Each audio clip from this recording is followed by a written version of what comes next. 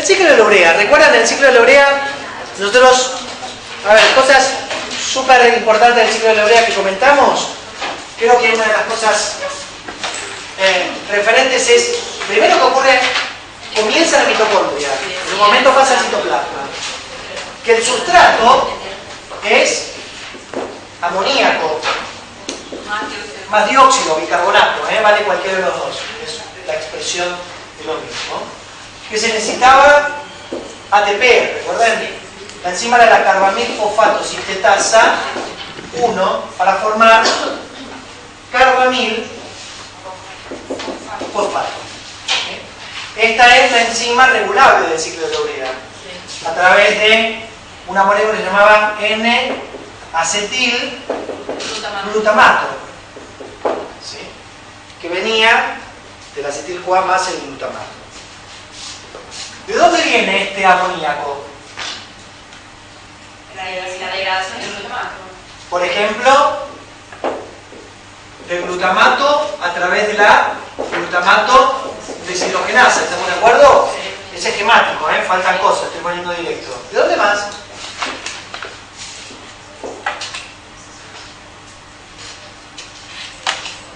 ¿En qué tejido estamos? ¿En el hígado? ¿En algún otro? No. Yo sé lo que va a decir Gustavo, yo leí que por ahí en la reunión vamos a tomar hígado, exclusivo. ¿Sí? ¿De dónde más viene este amoníaco? Además del glutamato, correcto. ¿De? De otra. ¿Por desaminación? ¿Por desaminación de quién? De los aminoácidos, pero el que se desamina es el glutamato. Y además, ¿qué otro aminoácido se desamina? No. La alanina no se desamina. ¿La alanina para qué lo utilizamos? ¿Para? Bueno, está bien, pero, o sea, en relación con el amoníaco. ¿Por qué era importante la alanina en el metabolismo del amoníaco? Porque es una vía relacionada a la cadena carbonato. No por eso. Porque es una vía de transporte. Porque es una forma de transporte no tóxica de amoníaco. ¿Sí? La alanina, el metabolismo de amoníaco la alanina es una de las formas de transporte no tóxicas de amoníaco. ¿A través de qué? De un ciclo metabólico interórganos que se llama el ciclo de la alanina o de la glucosa alanina. ¿Sí? Y en ese ciclo la alanina aparece como resultado de la transaminación del piruvato, en el hígado se transamina y vía glutamato da amoníaco. Pero me falta otro que me da directamente amoníaco. Tampoco, porque el aspartato también es por transaminación.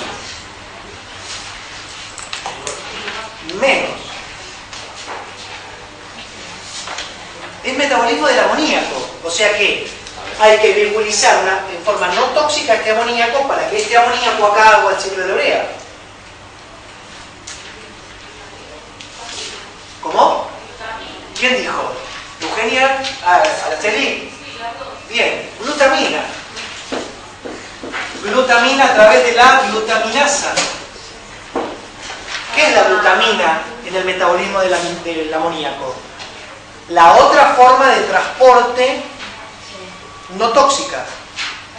Y acá directamente la glutamina se desamina por la glutaminasa. Esas son las fuentes de amoníaco en el hígado. ¿Y el hígado qué hace? El hígado rápidamente metaboliza este amoníaco en la mitocondria y empieza el ciclo de la urea, cuyo primer intermediario es el carbamil fosfato. Acá fue que dijimos, bueno, nada, el aminoácido ornitina, nada, esto lo tienen de cualquier lado, ¿sí? Esta es una referencia. Está un intermediario llamado citrulina, esta citrulina sale, ¿sí? Esta citrulina en realidad recibe aspartato, se une a aspartato. ¿Y esto por qué para nosotros fue importante? Porque la urea tiene dos nitrógenos. Uno de acá y el otro del aspartato. ¿Correcto? Esto daba un compuesto que se llama arginino succinato. Y este arginino succinato pierde el pedazo que quedaba enganchado al aspartato, dejando en la molécula que sigue el ciclo de urea ese segundo nitrógeno, sale fumarato, y acá encontramos ¿qué cosa? La relación con el ciclo de Krebs, ¿sí? Dando el aminoácido arginina, ¿sí? ¿Correcto? El aminoácido arginina, ¿qué les estoy mostrando? ¿Qué es esto? Si yo freno acá. Exactamente, la síntesis del aminoácido arginina. ¿Ustedes qué saben de nutrición? ¿La arginina es un aminoácido esencial o no esencial? Si el cuerpo lo puede sintetizar, No, perdón, ustedes saben. No, de acuerdo, dicen. No, porque si no... ¿Araceli? ¿Cómo? Y yo, o sea, ¿vos me creés? ¿Vos creés que esto es así? Argentina no era uno que era esencial porque en una edad. Esencial en una edad, en los chicos. Los chicos. ¿No esencial o es esencial en No los es chicos? esencial. ¿O es semi-esencial? ¿Cómo es? No esencial. ¿Y en los chicos? Tampoco. En los chicos es esencial. ¿Sí? Es un aminoácido esencial en la niñez. No esencial en el adulto. ¿Sí? ¿Por qué en los chicos? No le falta ninguna enzima. Pero ¿por qué no sé? Y bueno, para eso está. A ver, para eso quería. ¿Por qué? A ver. ¿Cómo? La urea la sintetiza. Entonces vamos a, antes de pensarlo, terminemos de desarrollar esto y volvamos después al porqué.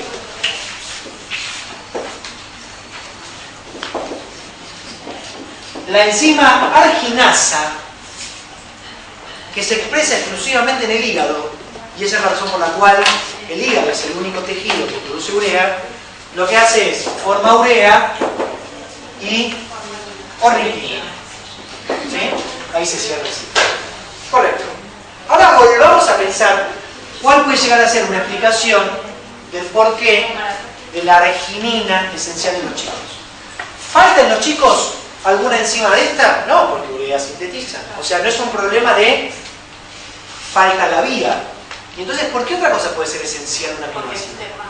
Porque necesita más. Porque la capacidad de síntesis es inferior a los requerimientos y pasa a ser esencial. ¿Sí? Y bueno, ¿qué están haciendo los chicos? Pues, ¿sí? La arginina, en algunas células, por ejemplo, en las células del endotelio vascular, por ejemplo, el sistema nervioso, por ejemplo, en leucocitos como macrófagos, es sustrato para la síntesis ¿de qué? Del óxido nítrico. ¿Sí? En este caso se desdobla dando óxido nítrico y citrulina por la óxido nítrico sintetasa. Fíjense qué interesante, ¿no? Arginina, urea más ornitina, o arginina, óxido nítrico más citrulina. Fíjense que, ¿sí? O sea, se cortan y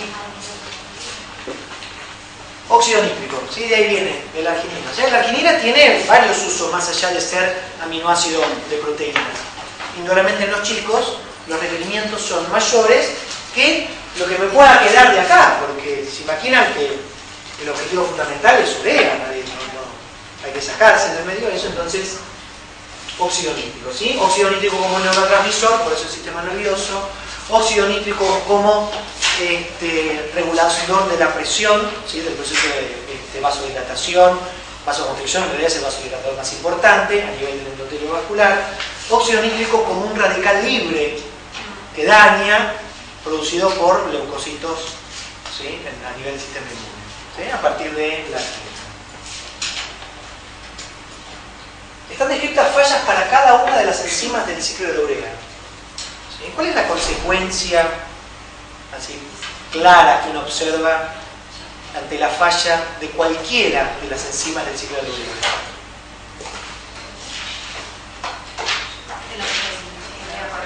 ¿Y cuál es la consecuencia de que no se acumulación de nitrógeno. Exactamente. Cualquier falla acá lo que va a hacer es acumular para atrás. Y no hay ninguna otra vía de escape de estos sustratos. Entonces, va a haber problemas con el amoníaco. ¿Sí?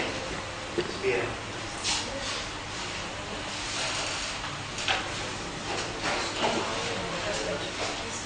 El ciclo de la urea.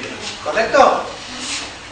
Recuerden, lo último que vamos a redondear, que en esta etapa y en esta etapa se consume energía. ¿Sí? En realidad son 4 enlaces de alta energía por molécula de urea. ¿Sí? ¿Correcto? Y eso es lo importante del ciclo de urea. ¿Sí? Esos son los puntos claves, ¿entender? Y se elimina por riñón. ¿Sí? Ahora, si la urea aumenta en sangre, ¿sí? A pesar de que en condiciones normales no es tóxica, produce complicaciones. ¿Sí? Produce complicaciones. Por eso es que los individuos que tienen insuficiencia renal, de forma crónica, tienen que ser dializados para sacar la urea, para sacar el exceso de toxinas que tienen, entre ellas la urea. ¿Sí? La urea en cantidades muy altas termina siendo tóxica. ¿Sí? Bien. Una cosa que por ahí alguien que es un poco curioso sabe o quiere leer, es que la forma de eliminación de nitrógeno en la escala biológica no es idéntica. Nosotros, por ejemplo, eliminamos el nitrógeno proteico como urea, pero hay animales que eliminan el nitrógeno proteico como otras instancias. Algunos eliminan directamente amoníaco, peces, por ejemplo. ¿Sí? ¿Por qué? Y porque no tienen demasiado problema con ese amoníaco por el medio en que están. ¿Sí? Porque pueden diluir mucho más. Entonces, si pueden diluir mucho más, el amoníaco baja su toxicidad. A medida que la vida fue pasando del agua a la tierra, los requerimientos de mantenimiento de agua fueron cada vez más importantes. ¿Sí? Entonces, el hecho de protegerse implicaba también tener mejores mecanismos para guardar agua. Entonces, los organismos no se podían dar el lujo de andar eliminando agua para poder eliminar algunos productos tóxicos. Entonces, tuvieron que idear sistemas que no permitían, mejor dicho, guardaran agua, y eso implicaba modificar esas moléculas tóxicas a formas menos tóxicas y que puedan ser eliminadas con menos contenido acuoso. Y es por eso que después empezaron a aparecer los animales que liberan urea y algunos que liberan el nitrógeno proteico como ácido úrico. ¿Sí? Esas son distintas características, ¿correcto? O sea que lo que es interesante es que uno puede observar que tanto la eliminación de ácido úrico para eliminar el nitrógeno de las bases nitrogenadas como el de la urea son mecanismos evolutivos para ahorrar agua. ¿Sí? Para no perder agua. Así es como de productos tóxicos. Y lo último que, no, en realidad lo último no, lo que vamos a hacer es, respecto a esto, antes de lo último, vamos a analizar y vamos a volver a un viejo desprestigiado sistema, pero ahora volvemos, ¿no? Con el caballo cansado. Vamos a volver a nuestras transparencias. ¿Sí? Un horror esta transparencia, pero muy representativa de lo que queremos mencionar. ¿Sí? ¿Se ve más o menos? Esto está en cualquier lado, ¿eh? Yo después les voy a mandar uno. Está en cualquier lado. Yo la traje. No, el problema no es caerme, no electrocutarme. Lo cual, a lo del cañón sería bárbaro, ¿no? O sea, sería un combo. Lo del cañón y docente electrocutado. Y es hablar del destino de las cadenas carbonadas. Porque hasta acá fíjense que hicimos mucho hincapié en el grupo amino. Sale como amoníaco, toda la historia del amoníaco, recuerden la toxicidad. Pero en todo proceso de transaminación, en el propio proceso de la desaminación del glutamato, ¿sí? En la transformación de cada uno de los aminoácidos, ¿sí? Una vez que liberaron ese grupo amino, esas cadenas carbonadas algún destino metabólico tienen. Y lo que tenemos que analizar es cuál es el destino metabólico. Lo que no vamos a estudiar de ninguna manera son cada una de las vías de estos aminoácidos. Lo que vamos a definir es solamente los intermediarios más importantes finales o un poquito anteriores en la degradación. ¿Por qué? Porque son todos conocidos. Entonces fíjense que lo que estamos mostrando, me vengo acá porque voy a poder señalar un poquito mejor. Fíjense que tenemos algunos aminoácidos, ¿sí?, que a través, cada uno de una sucesión de reacciones, algunas reacciones muy simples, ¿no?, porque alanina piruvato es una transaminación, y otras un poco más complejas, terminan ¿dónde? En piruvato. Otros aminoácidos, ¿sí?, arginina, histidina, glutamina, prolina, terminan en un punto en glutamato. ¿Y el glutamato dónde va? Al alfa-cetoglutarato. Fíjense que algunos aminoácidos terminan sus cadenas carbonadas ¿en dónde? En intermediarios del ciclo de Krebs. Otros aminoácidos terminan en acetil-CoA o acetoacetil-CoA. ¿Correcto? Lo que no tenemos que estudiar son cada una de las reacciones de cada uno de estos aminoácidos para que hayan llegado a sus destinos. Eso no importa, ¿sí?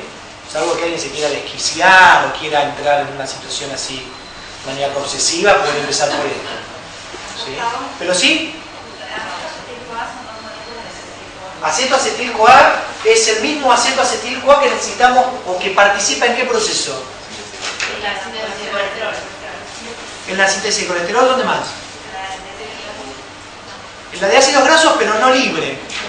En ácidos grasos no está como acetoacetil-CoA. Sí. ¿En qué otra vía metabólica está el acetoacetil-CoA? ¿Cómo? Cuerpos cetónicos, muy bien. ¿Sí?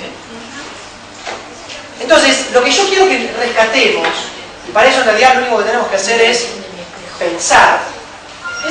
Bueno, fíjense que hay algunos aminoácidos, ¿sí? Por ejemplo, analicemos la fenilalanina. ¿Me siguen con la fenilalanina? Sí. Fíjense, fenilalanina da acetoacetil-CoA o acetil-CoA, y fenilalanina, ¿dónde la tengo? Acá, me da fumarato. ¿Sí? Lo mismo pasa con la tirosina, ¿sí?, con la fenilalanina. Lo mismo me pasa con en realidad lo tendría que tener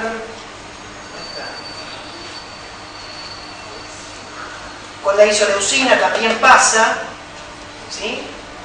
Aminoácidos que pueden dar intervenir el ciclo de Krebs, acetil-CoA, acetoacetil, o sea que cuando se metabolizan, se parten en un momento y una molécula da por un lado, otra molécula por el otro, ¿sí? Por ahora vamos a ver. Entonces, ¿qué es lo que nosotros tenemos que interpretar? Lo que nosotros tenemos que entender es que estos destinos metabólicos que estamos analizando ya son muy conocidos por nosotros.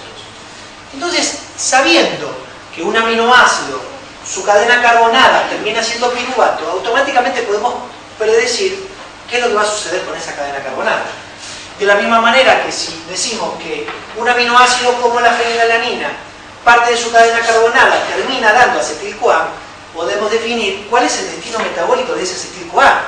Porque si hay algo que tiene que quedar claro, es que una vez que se forma acetil-CoA, este acetil-CoA no tiene una banderita que diga fenilalanina o que vengo de acá o que vengo de allá. Es acetil-CoA. Y entonces, acá sí en las cadenas carbonadas, el destino metabólico está netamente influenciado por quién? Por la condición metabólica.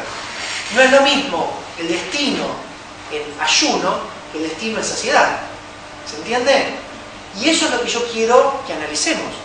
No la vía, sino analizar y entender por qué razón uno lee en los libros, por ahí lo han comentado, algunos aminoácidos los llaman glucogénicos, algunos aminoácidos los llaman cetogénicos, algunos aminoácidos los llaman mixtos. ¿Sí? ¿De dónde viene eso? Primero, un aminoácido glucogénico es aquel que tiene en tal caso la capacidad de dar ¿qué cosa? Glucosa, o sea que es un aminoácido gluconeogénico. En consecuencia, ¿en qué condición metabólica un aminoácido puede ser gluconeogénico? En ayuno. ¿Sí? Solamente hablo de aminoácidos glucogénicos en ayuno. ¿Y cuáles van a ser los aminoácidos glucogénicos?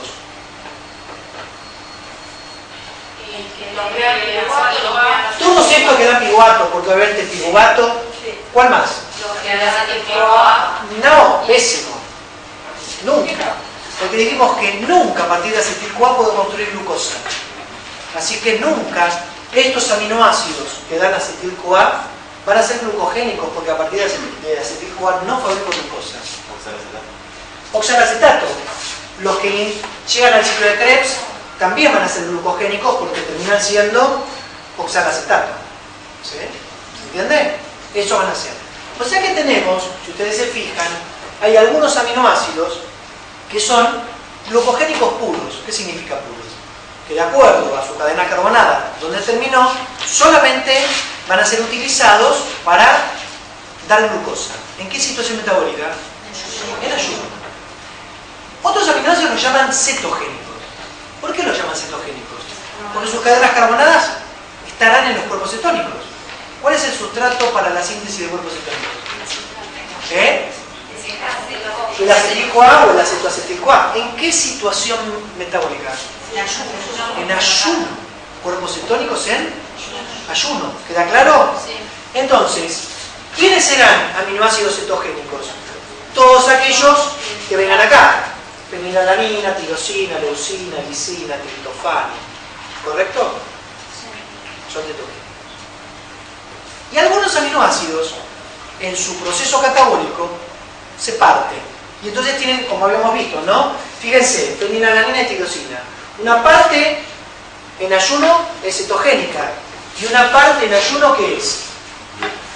Glucogénica. Por eso se lo llama mixtos. Hay dos aminoácidos que son exclusivamente cetogénicos, que son la leucina y la lisina. Exclusivamente cetogénicos. Y lisina. Son cetogénicos. Entonces, queda claro que esta expresión, aminoácidos glucogénicos, cetogénicos o mixtos, está específicamente asociada a la situación de ayuno del destino de las cadenas carbonadas. ¿Correcto? ¿Por qué? Cambio de situación metabólica. Me voy al otro lado, me voy a la saciedad. Estas mismas cadenas carbonadas en saciedad llegaron a piruvato. ¿Sí? ¿Y piruvato en qué se transformaron en saciedad en el hígado? En acetil-CoA. Piruvato es hidrogenasa. ¿Y a dónde van a ir? Al ciclo de Krebs. Y van a ser lipogénicos. O sea que estas cadenas carbonadas podrán dar energía y podrán ser vehiculizadas como cualquier otro acetil-CoA de otro lado a la vía de células. Pero todas son entonces No, todas no. según la situación. Según No, la... por eso, en la situación de saciedad. Ah, en la situación de... Todas. Claro, son pero, lipogénicas. a ver, claro, porque vos fíjate, lo que entra por ciclo de Krebs también, lo que viene por acá, lo mismo. En realidad, no es que sean lipogénicas, va a ser, tiene características lipogénicas, por ejemplo, en el hígado. Pero vos imaginate en el músculo. ¿Sí? El músculo degrada algunos aminoácidos, particularmente los aminoácidos ramificados, creo que lo habíamos comentado. Los aminoácidos ramificados se degradan en el músculo, principalmente. ¿Saben cuáles son los ramificados? Valina, leucina y isoleucina. Esos son los ramificados. Por eso es que hay esos suplementos con aminoácidos ramificados también para la gente que hace fisicoculturismo, que hace, además de la carnitina. Valina, leucina y isoleucina. Esos son los ramificados. Son muy importantes en el metabolismo muscular. ¿Pero para qué los usa el músculo a esas cadenas carbonadas? Para dar energía. ¿Por qué? Porque fíjense que van a dar intermediados del ciclo de Krebs. ¿Entienden? O sea que los aminoácidos son fuente energética. Cuando las cadenas carbonadas se degradan, puede dar energía. En el hígado, obviamente, como tiene esta particularidad, lo que puedo hacer es, como dice Verónica, ¿no? Se me puede derivar hacia la síntesis de ácidos grasos y esos ácidos grasos van a formar triglicéridos. ¿Sí? Entonces, volviendo un poquito al anterior, fíjense que si yo consumo mucho aminoácido y no lo estoy utilizando, lo que estoy haciendo es que todas estas cadenas carbonadas se metabolicen en saciedad a intermediarios del ciclo de Krebs, en forma directa o indirecta a través del piruvato y acetil-CoA. ¿Y cuál es el destino? Triglicérido, derecho. ¿Esto sucede en el hígado solamente? Claro, ¿por qué sucede en el hígado? Primero, porque el hígado es el principal órgano de degradación de los aminoácidos, salvo el músculo que degrada aminoácidos ramificados con fines energéticos. Ahora, si algún otro tejido degrada aminoácidos, lo va a usar con fines energéticos. Lo que pasa es que el hígado tiene esta capacidad de poder manejar ese ciclo de Krebs y entonces regular de esa manera los destinos de estas moléculas. ¿Correcto? Entonces, las cadenas carbonadas pueden ser utilizadas para dar energía, pueden ser utilizadas para la síntesis de lípidos y en condiciones de ayuno van a ser utilizadas para la síntesis de glucosa, para la síntesis de cuerpos cetónicos, ¿sí? En forma pura o en forma mixta. ¿Correcto? ¿Se entendió? ¿Qué es lo que hay que pensar? Sí. Tirosina y fenilalanina dijimos que eran mixtos. Sí. Y lisina y leucina son, cetogénicos. ¿cómo se llaman? Cetogénicos puros. Y después,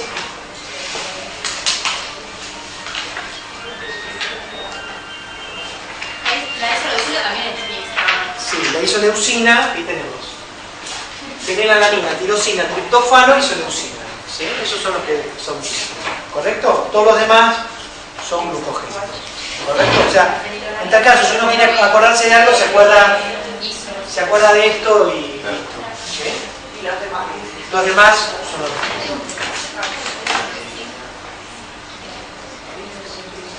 Yo vuelvo a remarcar, lo que define el destino de la cadena carbonada es la situación metabólica que se está planteando.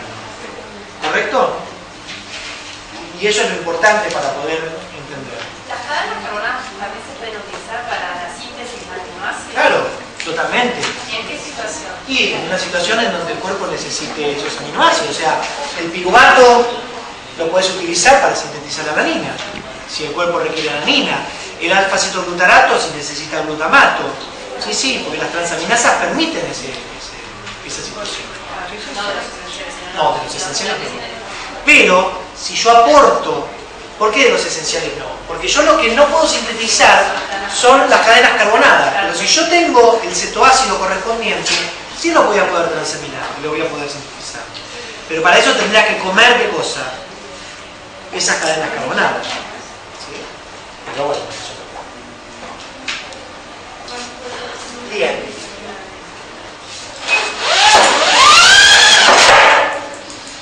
Entonces vimos cómo finalmente los aminoácidos tienen también su participación energética. ¿Sí? ¿Correcto? Vamos a borrar un poquito y vamos a dar algunas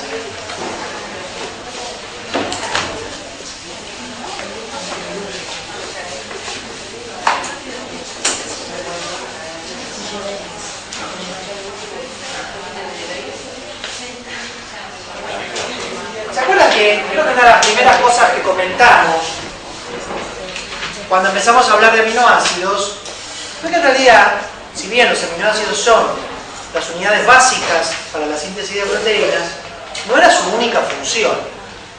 Es más, están asociados a otras funciones tan indispensables como una proteína.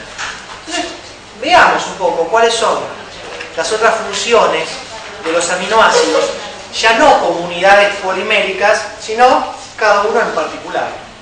Y hablamos un poco de productos especializados derivados de aminoácidos, ¿sí? Donde los aminoácidos suelen ser los sustratos para la síntesis de algún producto en particular. ¿Alguien conoce algún producto especializado derivado de un aminoácido? ¿Cómo? Creatina. Creatina, correcto. ¿Cómo va entonces? Creatina. La creatina, muy bien. La creatina, ¿sí?, se sintetiza a partir de aminoácidos. ¿Sí? ¿Para qué se usa la creatina? Como energía del músculo, cuando hay una exigencia de la creatina actúa como energía en principio. Exactamente, porque es energía del primer momento. Claro, muy rápida y el primer momento. La creatina, ¿sí?, puede estar de dos maneras, como creatina o creatina fosfato. ¿Sí? La creatina fosfato es un compuesto de alta energía, más alta energía que superior en carga energética al ATP. Obviamente, acá hay un sistema que permite la fosforilación de fosforilación. La enzima encargada de esto se llama creatinfosfoquinasa. ¿Sí? ¿Y qué utiliza como dador de grupo fosfato? Obviamente ATP. ¿No? ¿Y para qué se utiliza la salida de este fosfato? Para dar energía en el instante. Para resintetizar ATP. Entonces, ¿cómo es que funciona el sistema de la creatina fosfato? Como ya está formado, en el primer momento de la contracción, los primeros segundos de la contracción muscular, ¿sí?, utiliza la creatina fosfato como fuente de energía. Para restituir, bueno, esto en realidad lo saben ustedes, ¿no? ¿Qué sucede en la contracción? En 4, sí, pero se produce, ¿sí?, el entrecruzamiento de unas proteínas como consecuencia de la despolarización, del calcio. ¿Y dónde está la energía? Para relajar. Para relajar. O sea, el proceso de relajación requiere ATP y ahí es donde se consume. Un calambre. Un calambre es Ya habíamos hablado. una situación en donde no ocurrió relajación. Es porque ya cuando el músculo se acalambró, pero de contraste y se me contrajo. Claro, se acalambró porque, por el motivo que sea, puede ser por agotamiento muscular o puede ser porque el proceso de contracción fue demasiado exigente y el mecanismo de recuperación de ATP no logró relajarlo. Pero ese es el problema. Se contrae, como no hay ATP disponible, no se termina de relajar. En el caso del calambre clásico, se da porque el ácido láctico se acumula y cuando se acumula inhibe la glucólisis, entonces te falta Pero la... si hay acumulación de ácido láctico porque fue después del ejercicio. Sí, por eso... Pero un calambre ¿Cuándo te agarra? Cuando, por ejemplo, estaba parada y quise mostrar un ejercicio o una contracción y se me agarró. Y sí, hiciste la cosa y se no estaba de nada. De nada, sí. Dormida. Claro, pero a ver, si uno está dormido no puede hacer referencia a qué estaba haciendo ese músculo, ¿no? A priori. Entonces la pregunta es, ¿qué estaba haciendo ese músculo mientras que nosotros estábamos dormidos? Por ahí se estaba moviendo. ¿O no? No lo sabemos. ¿Qué hacemos? Visitamos a Gran Hermano. Hoy empezó el casting, así que anótense, así. Hoy empezó el casting. Gran Hermano 2009. El talento. ¿Qué? El talento. Claro. La vida es... ¿Otra es la vida es esto? La vida misma. Bueno, en realidad sí. El tema del calambre siempre es por la incapacidad de poder relajar como consecuencia de una depresión energética. ¿Sí? Ese es el fenómeno. Entonces, la creatina es fundamental para los primeros momentos de la contracción. ¿Sí? Los primeros, es más, por ejemplo, Usain Bolt. Sí, claro, como 9 segundos con 63. ¿Qué utiliza como fuente de energía? Ya sé, uno dice, se fueron unos porros así. Claro. ¿Qué utiliza? La verdad que en esos segundos, qué sé yo, muchísima creatina y cuando la glucólisis y algo de glucólisis y ya terminó, o sea, no le da tiempo. No, prácticamente no le da tiempo, porque utiliza mucha creatina. ¿Sí? Creo que me parece que ya lo habíamos comentado, esta cosa de si verdaderamente el consumo de creatina hace más eficiente o no el ejercicio muscular. No está demostrado que el consumo de creatina aumente la capacidad muscular. ¿Se acumula la creatina? No, lo que hace la creatinina es acumula agua. ¿Sí? O sea, produce retención de líquido. Por eso, mucho del trabajo en gimnasio asociado al consumo de creatina tiene que ver con aumentar volumen, porque aumentar volumen de líquido, no volumen de masa. Aumentar líquido. Exactamente. Y es por eso que cuando suspenden, desaparecen. Sí, sobre todo la creatina. La creatina se sintetiza a partir de aminoácido arginina, aminoácido glicina y después se le agrega otra cosa que después les voy a comentar. ¿Sí? Arginina y glicina. Arginina y glicina. No, si no estoy equivocado, sí. Después si quieren lo chequeamos en el... Yo en la apunte lo tengo. Bien, un producto especializado, importante, el metabolismo del músculo. Otro, Purinas. purinas y pirimidínicas. Muy bien. Las bases púricas y pirimidínicas utilizan aminoácidos, y lo vamos a ver dentro de poco, en su proceso de síntesis. Correcto. No vamos a decir nada más porque ya lo vamos a ver. ¿Sí? Necesitamos glicina, necesitamos aspartato, necesitamos glutamina. ¿Sí? Muy bien. ¿Qué más? Melanina. ¿Qué es la melanina? ¿Cómo? Esa es melatonina. La que da color. ¿Sí? La melanina es la de los pigmentos. Muy bien, la melanina es la de los pigmentos. Lo que Bettina decía es la melatonina. ¿Sí?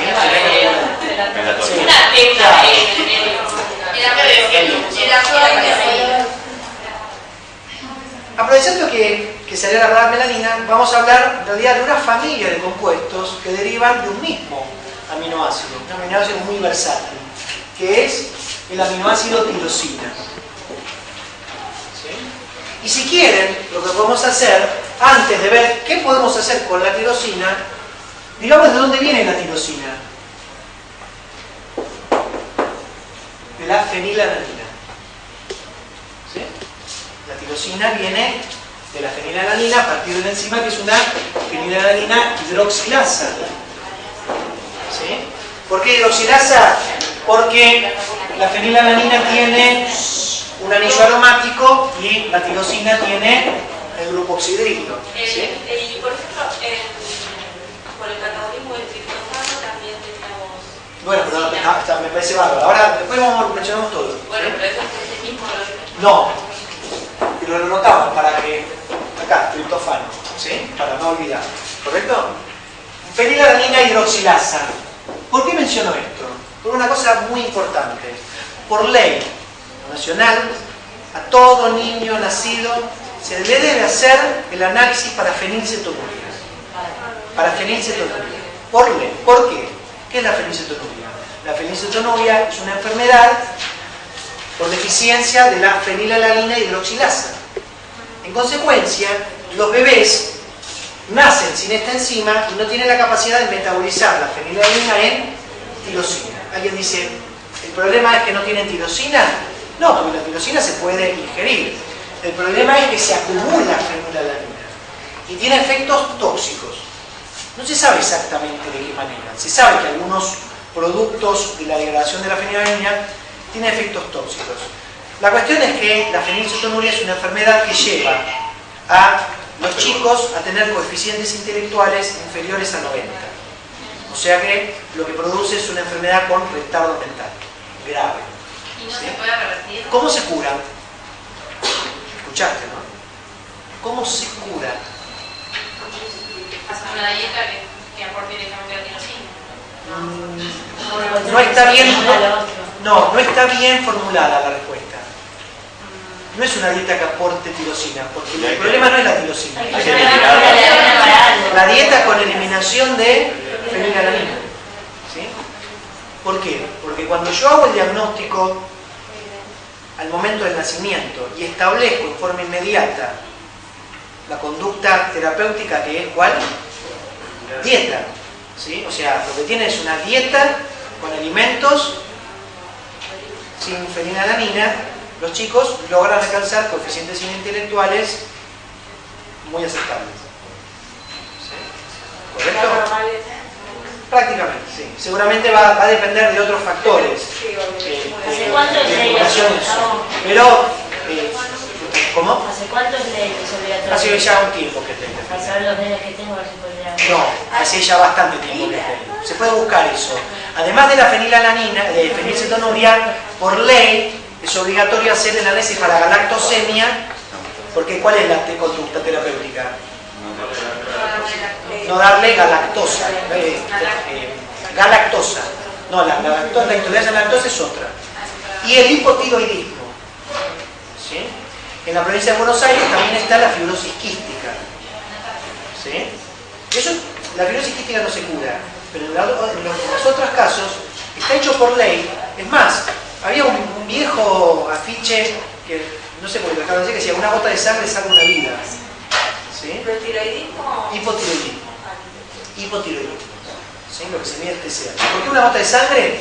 Porque el análisis, lo que se hace, por eso es a nivel nacional, uno saca una gota de sangre que se pone en un cartoncito de papel de filtro y se puede mandar, por ejemplo, acá a la Fundación Endocrinología Infantil, en el Hospital de Niños, y ahí se hace en forma directa. Y además es importante saberlo porque es por ley. Nadie puede, ningún médico puede decir, no, pero en realidad lo mandamos, no, pero nos olvidamos. Es ley. Se hace con el chico recién nacido. ¿Sí? Súper importante, ¿no? Bueno, la fenilalanina hidroxilasa. La tirosina es una aminoácido muy particular porque es muy versátil. Con la tirosina se va a sintetizar dopa, L-dopa. ¿Sí? L-dopa. Para aquel que ha visto, por ejemplo, hay varias películas, pero Despertares, exactamente. Todo tenía que ver con que le daba, Robin Williams le daba L-dopa a Robert De Niro, y Robert De Niro salía de ese estado. ¿No la vieron? Claro. Está muy bueno, ¿sí? La L-dopa es el precursor de la dopamina. ¿Sí? Precursor de la dopamina. ¿Qué es la dopamina? Un neurotransmisor. Es un neurotransmisor, por ejemplo, importantísimo, fundamental, o es el neurotransmisor encargado del manejo de los movimientos voluntarios. ¿Sí? Por ejemplo. Las personas cuyas neuronas que se encuentran básicamente en la sustancia negra en el cerebro y que liberan dopamina, esas neuronas están destruidas o tienen daños en esas neuronas, tienen la enfermedad de Parkinson. ¿Sí? De Parkinson. De Parkinson se da por eso. ¿Sí? Dopamina. A partir de la L-dopa, yo estoy poniendo una flecha, en algunos casos no es una única flecha. ¿Sí? Se sintetiza melanina, que fue lo que salió recién. ¿Sí? A través de una serie de enzimas. Una cosa interesante es que una de estas enzimas que está acá se llama tirosinasa. Cuando falta esa enzima, obviamente no se sintetiza qué cosa. Y entonces, ¿qué tenemos? Y entonces, ¿cómo se llama esa? Albinismo. ¿Sí? Albinismo. ¿Y lo que dicen a poner manchas blancas? No, manchas blancas es otra cosa. El albinismo es, nada, una persona que no tiene melanina, entonces tiene cabello blanco, tiene piel muy clara, tiene ojos totalmente claros. No, el vitiligo es mancha, pero el vitiligo es una enfermedad autoinmune, en donde hay una... ¿Tiene que ver con la pigmentación? Sí, tiene que ver con la pigmentación, pero es una enfermedad en donde vos tenés una reacción inmunológica contra las células productoras de los melanóforos, y entonces tenés por manchas, pero es otra, o sea, va por otro lado. ¿Sí? Ahora, algunas neuronas siguen un camino metabólico de la tirosina y la dopamina la transforman en noradrenalina. Algunas neuronas transforman la dopamina en noradrenalina y esas neuronas son noradrenérgicas, que es uno de los neurotransmisores estimulatorios más importantes del sistema nervioso. ¿Sí? Por ejemplo, es muy importante la vitamina B6 en la síntesis de neurotransmisores. ¿Sí? Bien. Y, por ejemplo, en la médula de la glándula suprarrenal, vieron que la glándula suprarrenal, ¿sí?, tiene una estructura histológica diferencial. ¿Han visto algo de eso? ¿Sí, no? Sí, no. ¿No han visto? Bueno, la glándula suprarrenal es como si fueran dos tejidos independientes que se aunaron, pero con sus límites. ¿Por qué? Porque vienen de orígenes embriológicos diferentes. Parte del tejido viene del ectodermo. ¿Sí? ¿Saben, por ejemplo, qué estructura del ectodermo? Más allá de lo que es cobertura importante. Piensen,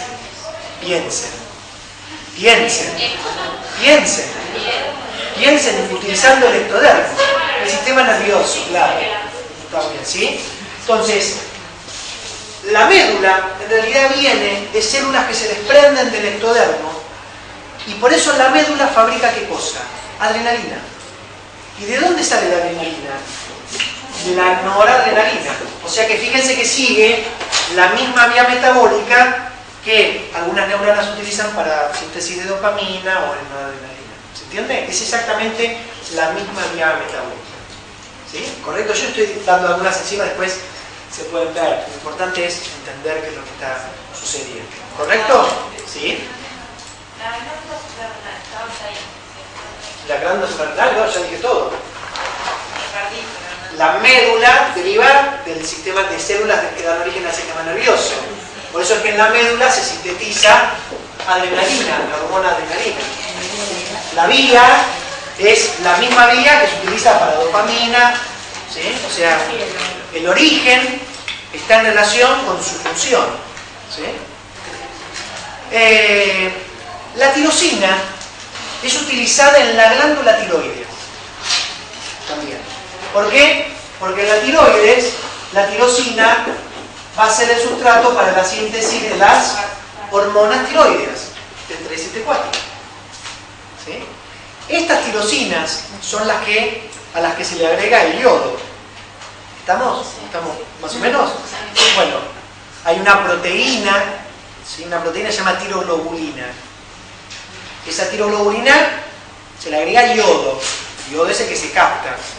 Después se parte y va dando distintas formas, no importa, hasta que llega a generar estas hormonas T3 y T4. Todo a partir de la tirosina, interesante. El triptofano, ¿sí? Para Verónica. ¿Para qué me sirve el triptofano? Ángeles. Las personas que tienen problemas de tiroides también tienen problemas en todo esto. No, las personas que tienen problemas de tiroides pueden tener por varias razones problemas de tiroides. No, sí, pero digo que perjudica la síntesis de dopamina, No, estos son destinos diferentes. ¿Sí? Cada flecha es una vía metabólica. ¿Sí?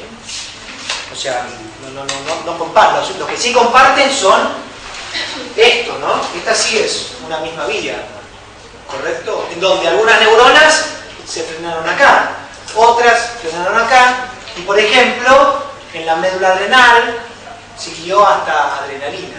¿Se entiende? Eso habla de orígenes comunes y pasos bioquímicos extra para mejorar alguna particularidad. Una cosa que es, ahora después por ahí en el resumen lo podemos analizar. ¿Qué pasa con el triptofano? ¿Sí? El anabolismo del triptofano nos da niacina. Uno de Niacina. los productos es Bien, vitamina B3. niacina. ¿Sí? Y es importante, ¿por qué? Porque ¿qué estamos diciendo? Estamos diciendo que podemos sintetizar a la niacina, ¿o no? Sí. ¿Y entonces por qué es una vitamina? Porque no se sintetiza la cantidad necesaria o para utilizar. Sí. Pero habría que ver si llamarlo vitamina, por ahí habría que cambiar, ¿no? Buscar otro término para eso. Pero indudablemente lo que nosotros podemos sintetizar no es suficiente y se requiere el aporte de la dieta. ¿Y la niacina para qué? Porque está muy lindo la niacina, B3, pero ¿y qué hago con la niacina? ¿Qué forma?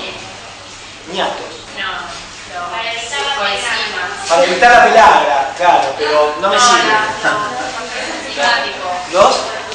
Los cofactores enzimáticos, ¿cuál? Exactamente, niacina para los cofactores que tienen nicotinamida, que es la forma activa, ¿no? Perfecto. Triptofano.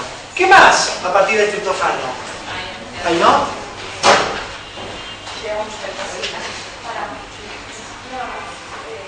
Se supone que el consumo de dietas ricas en triptofano, entre otras cosas, me da placer. ¿Viste?